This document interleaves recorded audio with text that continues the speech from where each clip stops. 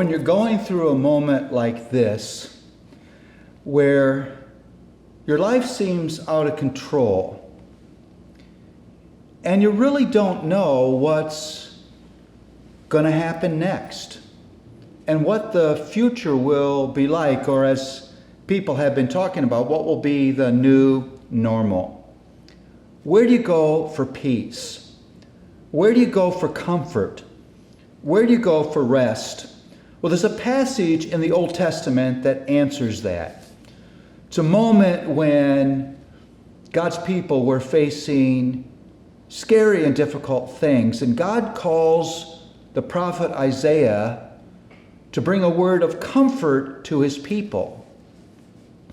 And Isaiah says, "What should my message be?" And God says, "Say to them, behold your God." In our language, tell them, here is your God.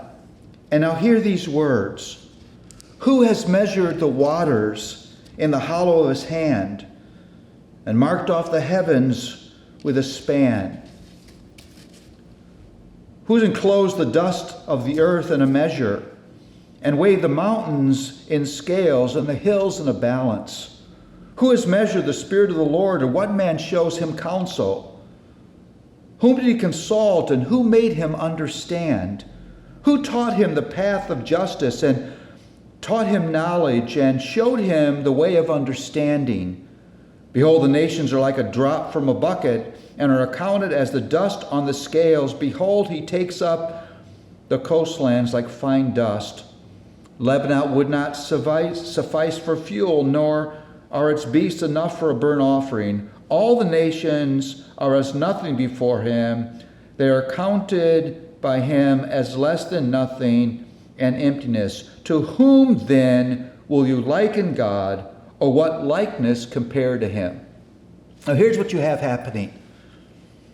The prophet understands that when circumstances are bad, it's very easy for us to forget, because of what we're facing every day, the stunning, expansive, mind-boggling, heart-rattling, knee-weakening glory of God. And so you feel, as he says, I want to show you what your God is like. You feel that he's stretching the human language to its furthest elasticity to have us capture God. He says, who can hold the waters of the universe in his hollow of his hand? Think about that. Go pour water into the palm of your hand and see how much water can stay there without dripping. Imagine someone so immense, so glorious, he could hold the waters of the universe in the hollow of his hand and nothing would drip out.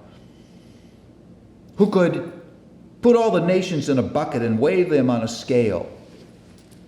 Someone who's never, ever needed a teacher or a counselor or a guide. And then he says this, who would you compare God to? Who is like him? It's a rhetorical question. The answer is no one is. There's nothing like God. Now here's the point. Comfort's not found in good situations. Comfort's not found in an easy week. Comfort's not found in your health. It's not found in your control. It's not found in your food. It's not found in your friends or family. It's not found anywhere in the created world. But there's huge comfort in knowing this Almighty God, this one that is so immense and so grand that it's impossible to compare him to anything, is your Father by grace. And so you have reason to rest today. No, we don't know what's going to happen. And no, there's a massive debate about what's the best course of action in this moment. But we know this thing, that there is one who sits on the throne of the universe, who is great and glorious beyond our ability to describe.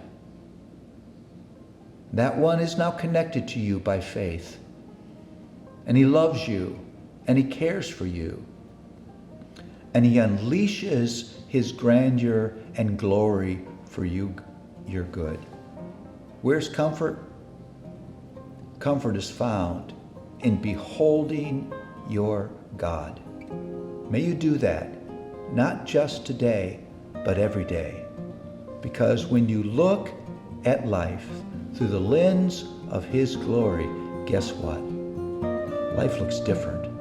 May you do that.